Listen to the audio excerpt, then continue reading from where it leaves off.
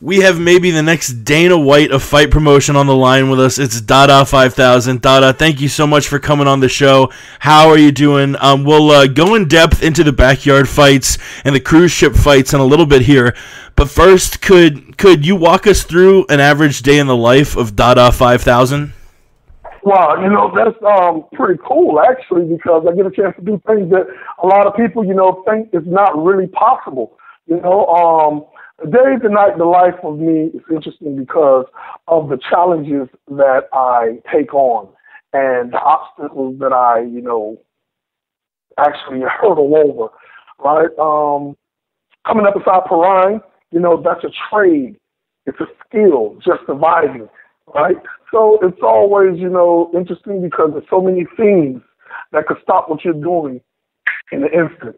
So you always got to keep your head on the swivel, but it's interesting. Again, it's like a skill, just surviving. Yeah. I want to get to your current day promotion, but let's talk about your roots. Obviously, Billy Corbin's documentary Dawg Fight, available on CocaineCowboys.com, chronicles the backyard fighting league at the famous greenhouse. How did this all start? Tell us about your motivation to start the backyard fights and the first fights that you put on there at the famous greenhouse. Well, the motivation was because a childhood friend by the name as Kevin Ferguson, known to the world as Kimbo Slice, he first did the first backyard fight. And it was by accident, actually, that it got on YouTube. And millions of views later, he became a phenomenon. Now, he stayed right up the street from me. So we used to go to each other's house and race in the road and same school buses, same schools. So we were both products of that environment. So he stated once he got an opportunity, and he made a business out of this, he stated, DaDa, I want you to come roll with me. I'm going to go fight Ray Mercer, right? And we went out to Atlantic City, New Jersey, at the Boardwalk Hotel and Casino. And from there, I started seeing, okay, well, this is a market that they left too soon. So I told them, I said, listen, you guys, first, you're going pro now. Let me do the backyard fighting, right? And we can have a farm, a breeding farm full of talented guys, and they didn't see that vision. And I get that because, again, that was my vision. Everybody's going to agree or identify or go along with your belief, your vision. So I stepped away from them, and I knew that it was a need to do this. I knew that we were the gray area between MMA and boxing, and I knew that I could speak and I had what it takes to get corporate America, to trade in their suits and their ties for baseball hats and tennis shoes and come on down to South Florida. So I started putting these events together, and we grew so much over a course of years. When I first done it, when I first put together the first show, we didn't have no parameters. It was a group of individuals that was making a circle. That didn't work out too well.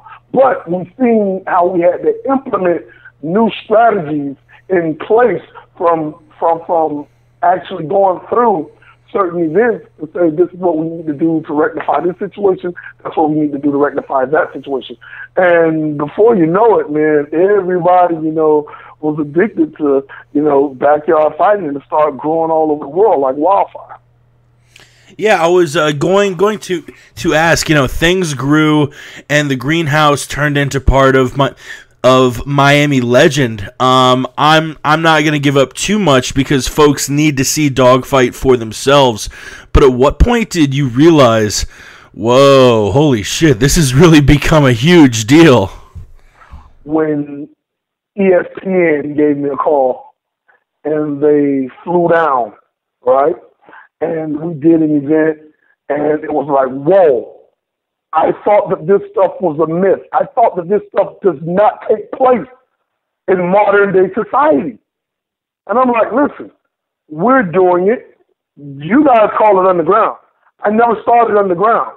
So I don't know what it's like to come from underground and still do this. So if I was a problem, You know, I was a problem that no one had an answer for because they always thought, and this was led to believe, that it was something that was secretive or underground, you can't promote it. But I was all over social media. I was everywhere, you know, with it. But when ESPN got a hold of it, Mining Times, just to, you know, just give you a 0 to 60 briefly, I was nominated for 2 Emmys on NBC, right? We had the president of NBC, Mr. Dan Brown, come out to our house, a dude who runs a multi-billion-dollar network. He was in my mom's yard eating fried chicken, having the grandest time of his life, right? We had Gordo de la Flaca off of Univision, right? Okay. We had Casa Cerrado off of Telemundo. We turned around and went big in Maximum magazine, ESPN 5 times, ESPN 60, ESPN Radio, Dan Lebatard, Joey Taylor, ESPN Mike and Mike. What else we've done? We've done Maximum, you know, went very big in Maximum. Miami Herald dozens of times. Just like how I'm talking to you now, you know, I've built great relationships with guys like 50 Cent, guys like Akon, got several projects coming out with Akon. We've done the movie Hurt Somebody, you know, excuse me, that's coming out on his up-and-coming album, Stadium, which we've done 2 mini movies as well. Done a project with EA Sports with Tiger Woods, Arnold Palmer, Lee Trevino, you name it, you know, I've done it. We didn't even get to the movie yet, you know, Dawg Fight. You know, so, and there's a lot of other things that we got, you know, that's actually coming out. So that's when I knew it was real, when corporate America gravitated towards it and I started getting the feedback.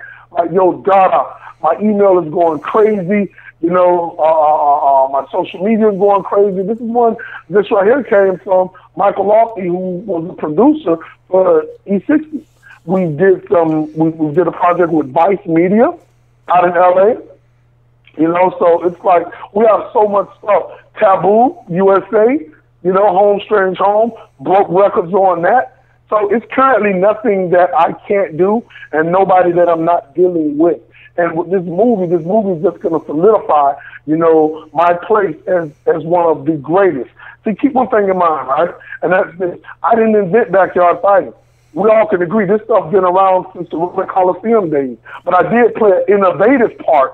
You know, I took something, history repeats itself. I took something, you know, that people were familiar with, you know, and I altered its appearance.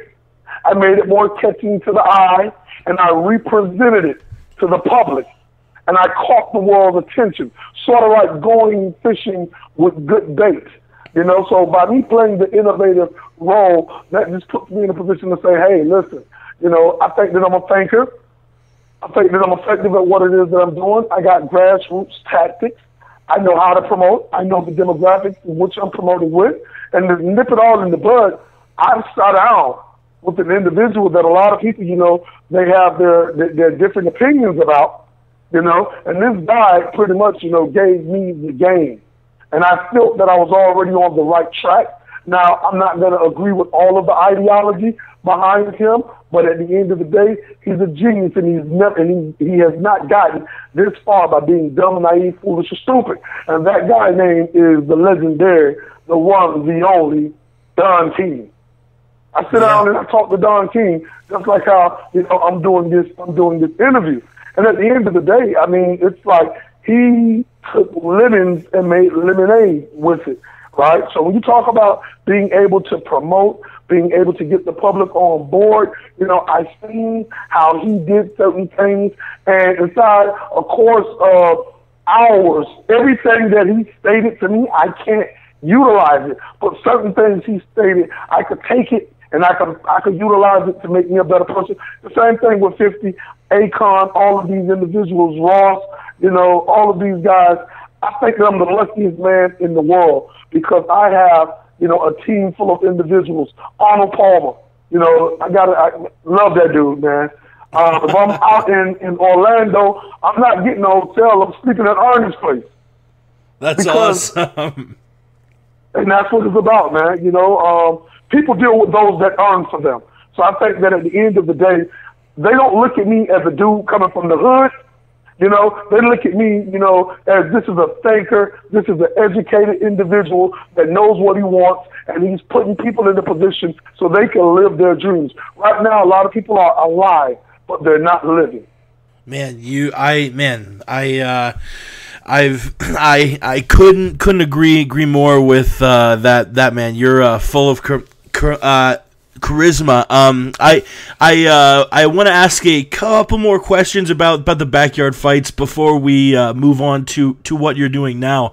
Part of the documentary Dawg Fight has a state legislator tell us that if a fighter were to tragically die in the ring, two people would be going to jail: the man who dealt the fatal blow and the man who promote the fight. You. Were you scared out of your mind watching these fights, knowing that you were maybe one punch away from going to jail yourself? You know what's so interesting about that? You know, being a leader, right? A leader of many. Things like that, you know, I know that it exists, but I don't never go into nothing, you know, with fear. What is fear? False evidence appearing real. See, if they could have done something to me, be truthful, they would have did it a long time ago, right? Because they have a job. This is business, it's not personal. Hey, DaDa, you better stop this. We're going to come lock you up. Okay, I'm going to do it again. Why? Because at the end of the day, I've done my research. I've done my homework. Now, I'm going to say Metro-Dade Police Department, you know, is the best police department on the planet because they allowed me to make history, and I did it with grace and respect. None of these individuals ever got a call to come out. No paramedics. Nobody has ever gotten a call to assist someone medically, you know, and to my staff, until, you know, our numbers was few, but our presence was great. You know, I'm pretty sure there's certain things that people spoke about, but, you know, at the end of the day, I knew that this right here needed to be done, and I think I did more than 20 plus shows doing 7, 8 fight cards, you know, each, you know, and changing the course of history as far as, you know, revolutionizing the way that individuals look at extreme reality. So to answer your question, you know, no, I mean, I never thought about it like that. It was always there, but I wasn't going to ponder on it. You know, we had certain paperwork in place. We had the waivers, we had the property release, and the talent release. The waivers, they can't sue each other, get a black eye, get a broke nose. Property release, the owners of the property know that you guys are fighting here. We know that, you know, we know you're fighting here. And the talent release, you know that you are being, you know, filmed. See, a lot of individuals, they fail to realize that. I think that I've gotten more fame, more exposure, more notoriety, has educated the world about this culture, this subculture called backyard fighting, than anybody the past 100 years before me. No one the past 100 years before me have done the game like how I did it. When you talk about taking the butter from the duck, I did exactly just that. I took the butter from the duck. It's nothing that nobody can ever do that's going to make me say, damn, why didn't I think of that? No one will ever come inside the backyard, underground fighting, street fighting, and make me say, whoa, they did something that I didn't do. See, everything that I did was a calculated step, almost like premeditated in a sense, because I understood, you know, that these are my people. You know, people say, hey, DaDa, this is illegal, this is violence. I tell you what, this is not illegal because this is mutual consent between two consenting grown adults. No one is under the influence of any drugs, narcotics. No one is being forced. No one's parents is being kidnapped, held hostage, you know, saying, hey, you guys are going to do this or we're going to do that. No, these individuals, they agree to go back there and trade hands in the front of the biggest, you know, fan base in America. Now, also with that, I would rather these guys inside my backyard fighting to make a few honest bucks opposed to waiting inside your backyard to tie you up and take what you got when you come home from a hard day's worth of work. See, these guys, they have no skill sets. They have no education. They're not crafty with their hands. They have no trade. But what they do got is a criminal record. What they do got, you know what I'm saying, is a lot of pressure, stress, you know. What they do got is they got their two hands and they got the will, they got the heart to get back there, knowing that you're not guaranteed to come out of that cage how you're going in. You may walk out with a gash or a scar that you may have to take with you for the rest of your life. But that's just a small token that they pay for a shot at glory. If Kimbo did it, I can do it too. If Level did it, I can do it too. If Bruce Leroy did it, I can do it too. The list goes on and on and on of individuals that fighting professional from the backyard. Again, we bring them out. DaDa 5305, BYB, we make the weekends. I just want to plug this last thing. And they say, hey, DaDa 5000, you crazy. You nuts if you think that backyard fight is ever going to blow up. Well, they're right about two things. I am crazy. I am nuts, but that's what's going to make me great. Because I dare to do the things that others will hesitate. I see it, I believe, if it makes good business sense, I'll proceed. But they were wrong to think that backyard fight was not going to blow up. If they knew anything about me and my track record, they know that, you know what I'm saying, hey, if I had to get a job right now, it would have to be for FedEx or UPS because I deliver. You know? Dude, you should be in the WWE the way you cut an epic promo, man.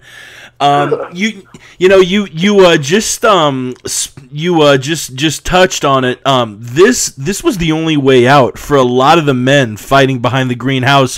What do you think needs to be done to improve the living conditions for those living on a different side of Miami that not many folks talk or even know about? Well, you know, that's the dark side. That's the dark side, man. We're fucking like 15. If you're on South Beach, right?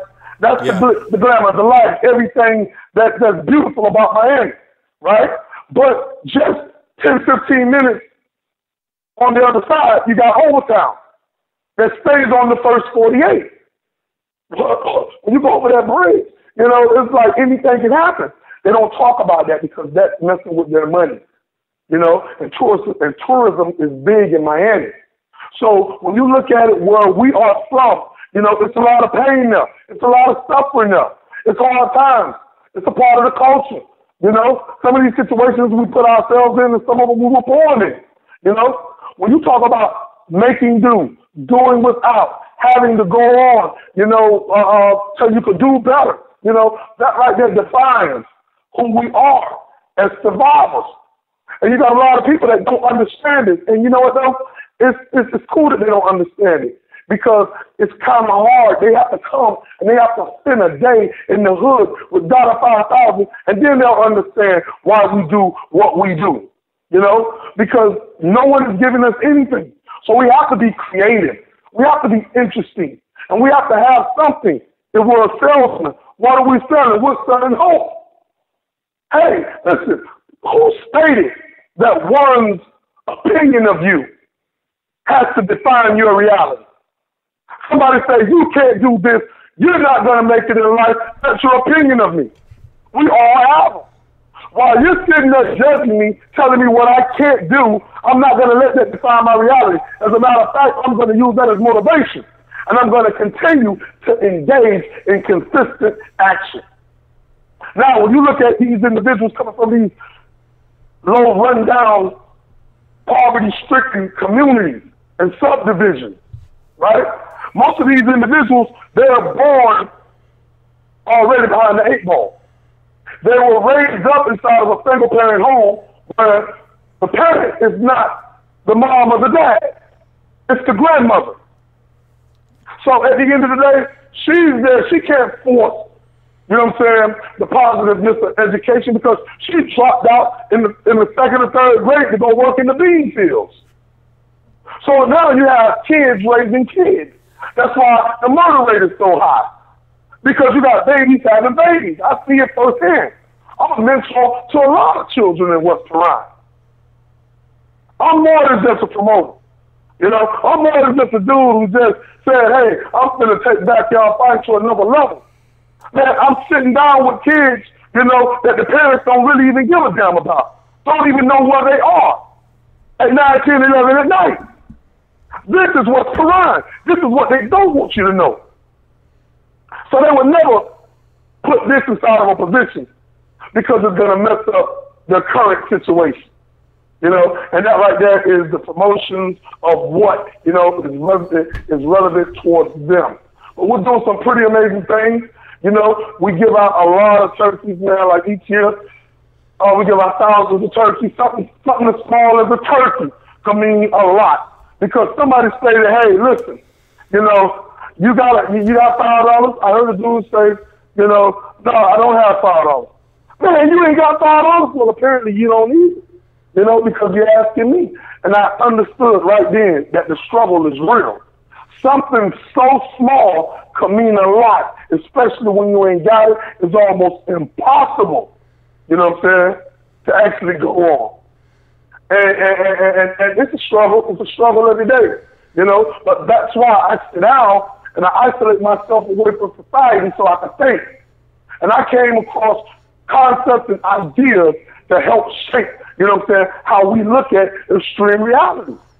You know, and I will run for office within the next few years, you know, political, you know, because at the end of the day, I understand what it takes for me to put my people inside of a different situation, inside of a different bracket.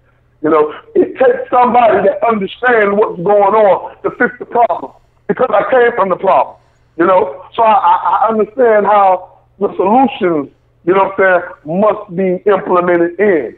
So, you know, I know how to say, you know what I'm saying, my people, not just my people, you know what I'm saying, the have-nots all over the world. You know, it don't matter what color you is, what race you is. If you're a minority, you can identify with hard times. Backyard fighting was just a catalyst, a stepping stone to educate the people that we are for real. We're down here. They say, hey, welcome to the third world. Okay, welcome to Miami-Dade County. Because it's just like the third world. Man, that's powerful, man. I would vote for you, and I think anyone else who heard the passion you speak with would do the exact same. Let's fast forward to current day. You got a cease and desist from the state, and instead of bringing the backyard fights deeper underground, you decided to legitimize it and hold legal sanctioned fights, including an event on a cruise ship. Where did you get that idea from? Wow, it's so interesting you stated that, right? You know, I would never bend, fold, break, or shift from my beliefs. And you know, I was going to do something on July 4th of last year, right? It was going to be on a pay-per-view scale, you know, because I generated just that much faith, you know, inside corporate America. And they said, you know, we're going to see what we can do. So when people start realizing, whoa, this dude already is giving us hell, without no machines behind him, of his own creativity and ingenuity.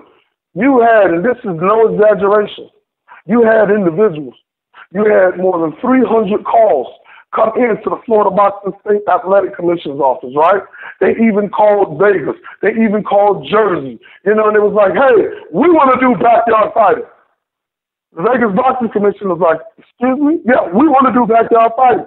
You know, like Kimbo Slice, yeah, we're familiar with Kimbo Slice. You know how he got famous? Yeah, we know how he got famous. We want to do that. No, we don't sanction that. We do not do that. Well, you guys have to do it.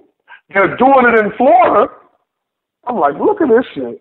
You know, they did the same thing, you know what I'm saying, to Jersey. That put Florida in a position to say, you know what? You have these MMA and boxing promoters saying, this dude, DaDa 5,000 is a problem.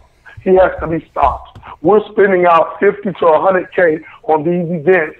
You know, we have insurance that we have to, you know, pay for. We have venues. We have this. We have that. And sometimes we don't even recoup our money back. But this guy is going front page all over the world. He's doing all of this stuff. He has no overhead. Obviously, he has the winning recipe. So either you guys stop him or we're going to start doing things like how he's doing it. So you had, you know, the vice president from the Florida Boxing State Athletic Commission and a few of their constituents ride from Tallahassee, rode past the greenhouse, and went to the local police authority, Station 4, and they had a 2-hour long meeting about myself. So the boxing commission said, listen, we don't have arresting powers. We need you to go to this dude and let him know that if he was to do this event on the 4th, you know what I'm saying, he needs to be arrested. Underneath what code? Underneath what chapter? Underneath what status? They implemented some stuff in right then and there. Laws and rules are implemented in when people are faced with the problem. They'll make a law to make sure that you don't do what you're doing. So you had 30 carloads of police officers, from the lieutenant, from the damn captain. This was big, you know. And they knocked on the door. I'm like, whoa, where are these policemen from? DaDa 5,000. Yes, this is the world's famous greenhouse. Step outside. Listen, we know about, you know, the event that you're doing. You know, obviously you've got the attention of some pretty big people, you know, and you can't do it. All of us are on the same team, you know, and Tallahassee just rolled down. We just had a 2-hour-long meeting. I looked that officer right in his face and I said, listen, I'm still going to do it. He's like, you mean to tell me I'm telling you what's going to happen to you if you do this event, and you're telling me that you're still going to do it? I say, yeah, I'm still going to do it. He pulled me to the side. He's like, listen, you know, there's no cameras out here. Understand what they're trying to do to you, you know? I'm sitting back and I'm like, listen, I've been doing this now for quite some time. Yeah, and now you've gotten the attention of some pretty big folks. They want you arrested. Wow. Then they came up. And when they came up, you know, they was trying to tell me, hey, why don't you do it like this? You made a name for yourself. Why don't you come over to this side and sanction it and get it legal? This, that, third. Then there's nothing special about me. I'll be no different than none of these other shows. I will falter, go under, and never be spoken of, seen, or heard of again. No, I'm going to find interesting ways, you know, for me to do what it is that I'm doing. And I guess they thought I was joking. I guess they thought I was kidding. But, you know what I'm saying, you know, they knew me. You know what I'm saying? They knew, you know, I've been doing the backyard fight and I was pretty successful with it. But it's a difference because last year, you know what I'm saying, I was doing it, you know what I'm saying, on a high level, you know what I'm saying, representing the South. Now this year, I'm out on this cruise ship, you know what I'm saying, with a diamond shaped $30,000 triangular cage on pay-per-view. That's to let the world know what I'm about. I'm nothing to take light.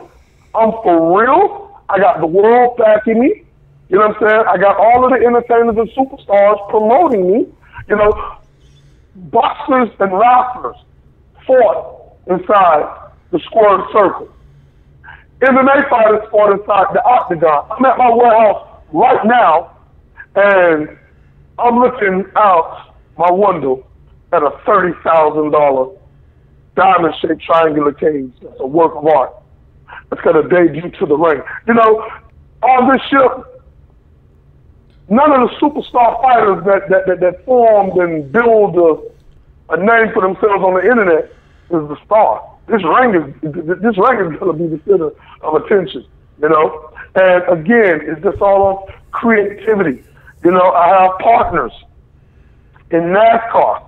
Man, I got my own NASCAR, man. We run Carlos Contreras, you know, with Rick War Racing, you know, car 15, you know, it's the BYD Dawg Fight car, you know, and hell, we running on all the pro channels, man, like Daytona. We just came back, you know, from Virginia, you know, so now we're going to go out to Atlanta, you know, it's the Xfinity Series, the NASCAR. So, you know, I think that I'm not at the top of my game, because I'm just getting warm, but this right here is how we're going to, you know, change the course, you know, of extreme entertainment.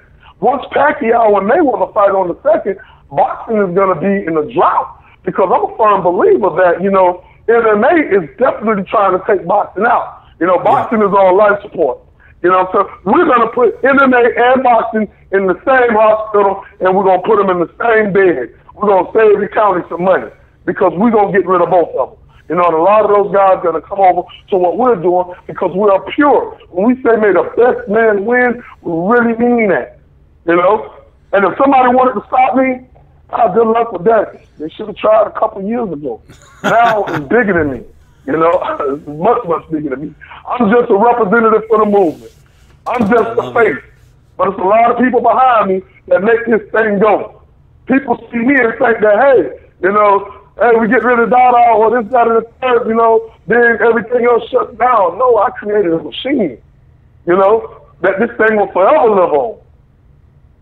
DaDa 5,000, you know, I got to get me a chair like a king or something like that, you know what I'm saying, but I could, you know, embody like a sitting on a throne.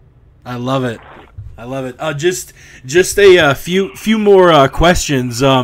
Fighter pay is a hot button issue in MMA currently, and when we spoke the other day, you touched on how you were going to really do your best to pay your fighters a fair wage. Tell us about all the bonuses and pay incentives that are going to be made available to these guys.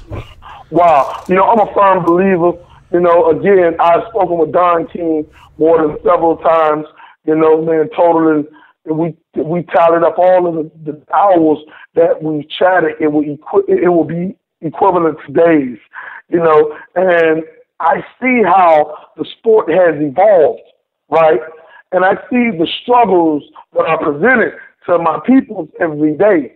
So I say, yo, these individuals, you know, they have families, they got bills, they got, you know, obligations, you know, and they're going out there and they're risking it all. You know, and we're the gray area between MMA and boxing. We are a pro league now. You know, we're just still bare knuckles, no time, no rounds, you know, go hard. You know, home is no longer an option. Because if you're not going hard and your opponent is, you're going to the hospital. So I understood all of those factors. So when it comes time to pay these guys, even a no-name fighter, right, in a loss, will walk away with more than $1,000.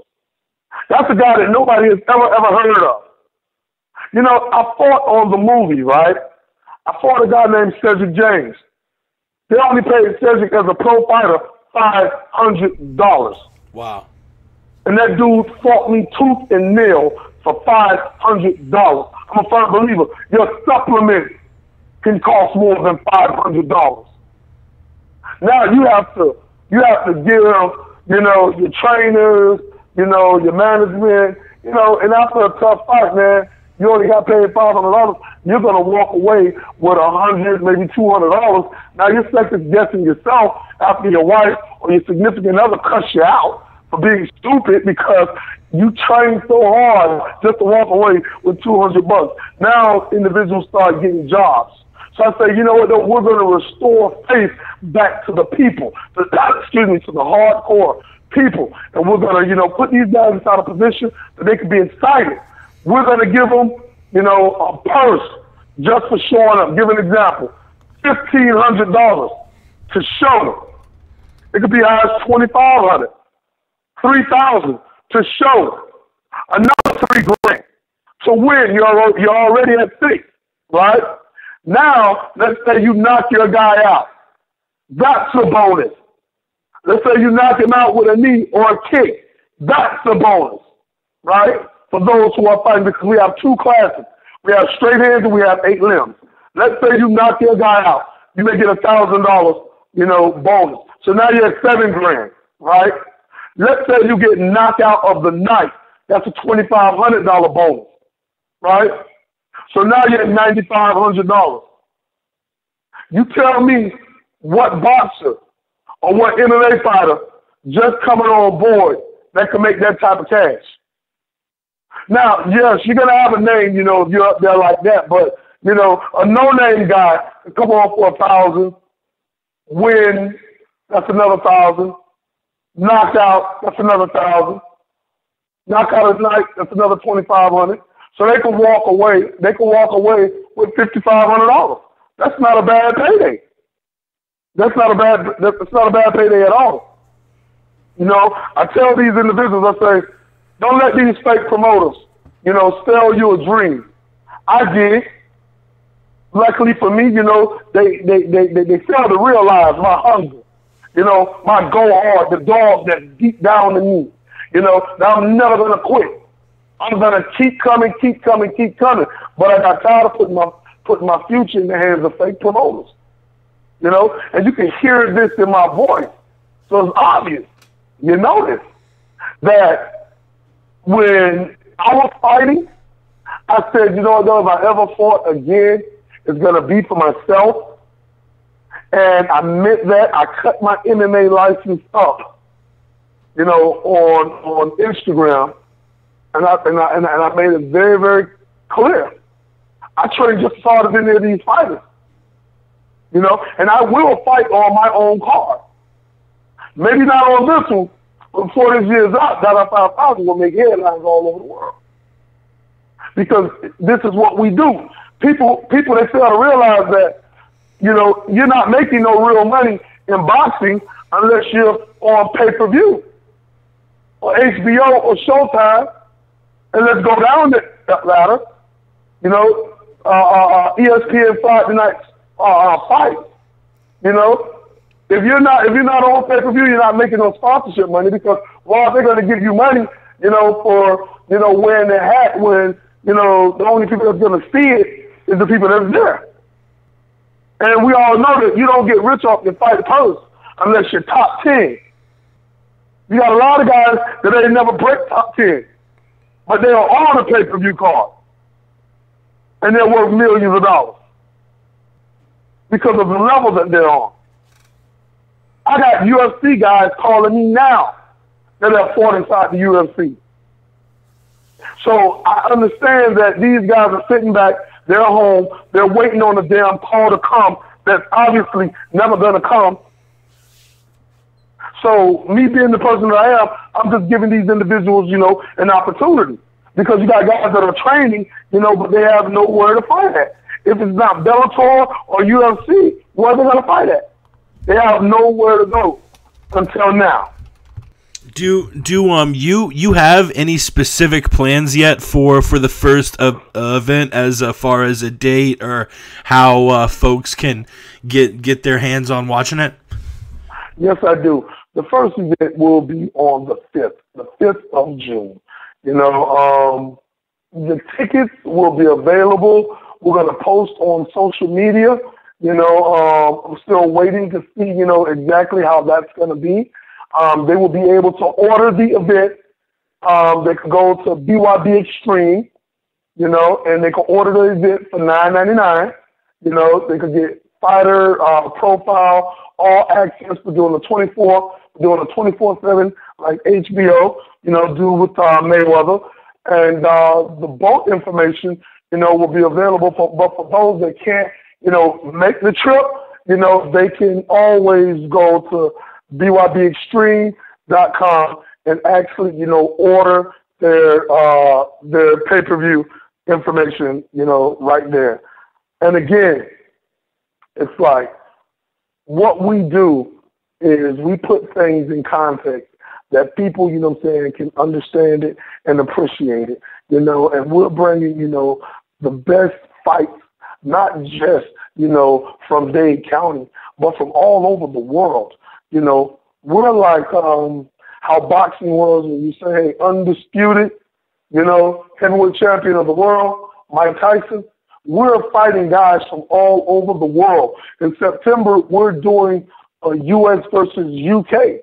So we're going to get 10 of the toughest men breathing from the U.S., Kentucky, Philly, Texas, and we're going to fight 10 of the toughest guys, you know, from across the pond, you know, with James Quinn, you know, those guys from the UK. You know, and again, people say that DaDa is crazy, he's nuts. I guess if they think that I was crazy, I was nuts. I guess what I'm about to do next is going to make me totally insane. You know, everybody that's listening to this podcast show, I want them to take out, you know what I'm saying, their cell phones. If they don't have a cell phone, it's okay. Just pull out a pen and a piece of paper. Yeah, I'm from the streets, so I like to deal with my people hand to hand. That's the direct connect, you know, no middleman. My number, 786-439-5957. 786-439-5957. And to those out there that know me, they know that that's my direct number. So I'm not joking. I want everybody, you know, to hit me up, to send me, you know, email, an address so I could, log their information inside of our BYB subscriptional database. Not data, database. So I can keep them abreast on the latest of what's actually going on inside the movement, inside the history of backyard fighting. BYB, that's Backyard Brawls, Extreme Fighting Series. We are the next generation. This is the next evolution of backyard fighting. We're bigger, we're stronger, we're better than ever, and we're going to, take this market, over. It's going to be real exciting when you see guys out there throwing hands with no gloves, and they're going at it like two ravishing pit bulls. And the real winners are not the individuals that are in the ring fighting. It's the people that get a chance to witness this stuff live, or to see it raw as it unfolds. These are the definitions of true gladiators. Not just true American gladiators, but gladiators, all over the world. I've just created a home for the toughest Russians, the toughest Brits, the toughest Australians, Irishmen, Americans, Jamaicans, Cubans, Australians, everybody with that can, feel like they got what it takes. We're giving them an opportunity. Anybody can get it. Anybody can get it. Exactly. Anybody can get it. I like that one. I heard that one somewhere before. Yeah, I just spent off. I know how to spend it on the side there. Somebody said, I think it was Mayweather. Anybody? I think it was Bronner. Anybody can get it. African, Italian. Yeah, that was awesome. But yeah, man, we really appreciate you giving our listeners the time to tell them about your story. Go to bybextreme.com. You can follow DaDa on Twitter at @therealDaDa5000, and go buy the documentary Dawg Fight on CocaineCowboys.com for $5. Is there anything else you wanted to mention, or any plugs you wanted to get out there before we let you go? Yes, this is on the buying it at CocaineCowboys.com. It will be the best $5, 500 pennies, 20 quarters you ever spent in your life. It's real, it's raw, it's authentic. They stated, that this movie was too urban, too real, too violent for public consumption, And I beg to differ, because this is something that's actually going on. The truth, they would hide from you. But a lie, you don't have to ask for a lie. Corporate America, they will volunteer a lie to you. That's something that you don't have to ask for. But yeah, follow me, on Facebook, on Twitter, on Instagram, DaDa5000, the real DaDa5000. And just stay tuned, man, and take this journey to this next level, with me, America. Because, man, I think that, what is the artist? The artist is formed off of creativity and originality. No additives, no preservatives. We started in the backyard. Now the world is our backyard. Never been seen before. We're on a mega cruise ship, this June 5th, broadcasting this thing out to the world, with a masterpiece on the top. Again, what we're doing is real, is raw, is authentic, and you can't speak of backyard fighting, underground fighting anywhere in the world without mentioning DaDa 5000 name in it. DaDa, your work ethic is inspiring, and you obviously have made the lives for a lot of folks in South Florida a lot better. We wish you the best and hope to have you on again down the road when this new venture of yours starts to pick up steam. Thanks for being you, and thanks for spending a little time with us today. Hey, man, thank you guys for having me. It was a pleasure. Later, man. All right, thank you.